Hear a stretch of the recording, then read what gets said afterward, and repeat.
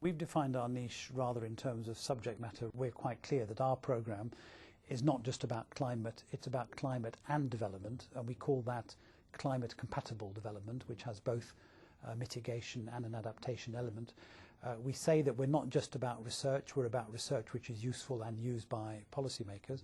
And then we say that we have a particular niche around this idea of constructing a national strategy, say for 2030, and then building backwards and working with leadership groups in order to deliver that. Well, I would say that that's an excellent way forward. And again, in the next, say, 5-year time frame, you're not going to be able to do 100 countries. You're going to have to pick and choose. I would say choose the ones that are already leading in these areas and then help them to do that, and then have that learning of how they did it and the example of that others can then follow.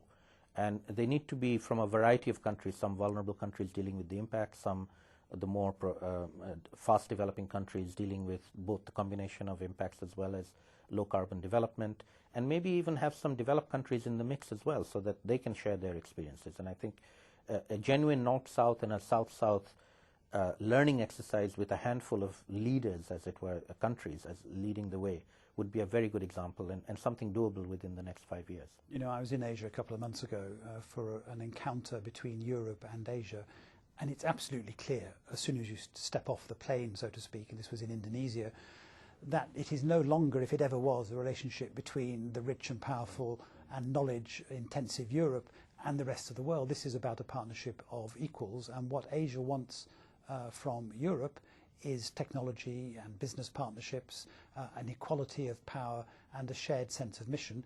And what does Europe want from Asia? Well, exactly the same thing.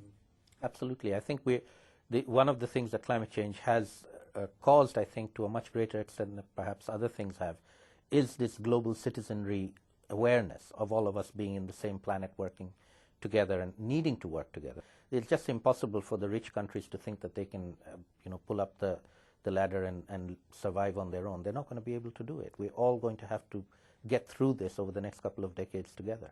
We saw in the UK, for example, in 2005 with Make Poverty History, if we have the 1 million people on the street, we can more easily deliver change through the Parliament and through the political process.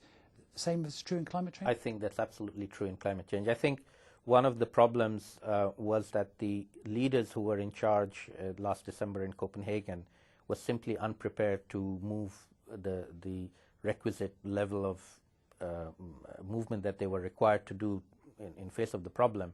But once the citizenry make them aware that they are prepared and they want the leaders to do that, and I think that will happen sooner rather than later, then the leaders will move, particularly those amongst them who understand the problem and intellectually want to do it, but feel politically they are constrained and not able to do it for whatever domestic political reasons. They will require that support from the citizens at large for them to be able to take on the vested interests who may not want them to do it. Do you think we're going to have climate wars in this century? I won't say climate wars, but I think that a lot of the tensions that we have both within borders and across borders are quite likely to become exacerbated, particularly where they are resource constrained, with water as a major resource constraint, sometimes drought conditions, climatic conditions exacerbating the conditions in which people are living where conflicts are already happening. I don't think we can attribute a particular new war to a climate issue, but certainly climatic changes will exacerbate tensions wherever they already exist. You've described your programme as being about building capacity through training. Our programme has 4 main legs. Let's look ahead. What will you be really pleased about looking back to 2010 that has changed by, say, 2015? Well, I'm particularly at the moment relatively pessimistic because I had great hopes of Copenhagen making a big breakthrough. That didn't happen. I don't think we'll have the breakthrough again in Cancun or in South Africa within the next couple of years. But I think over the next 5 to 7 years, we will get another opportunity. These things don't happen every year. They happen every half a decade maybe. So the next half decade will give us another opportunity to heighten the awareness about the issue and get these kinds of very transformational decisions at the global level, which can then be implemented at the national level, and some countries implementing them already at the national level within that time frame, so that we're all tipping over into this new era of a low-carbon, climate-resilient growth pathway.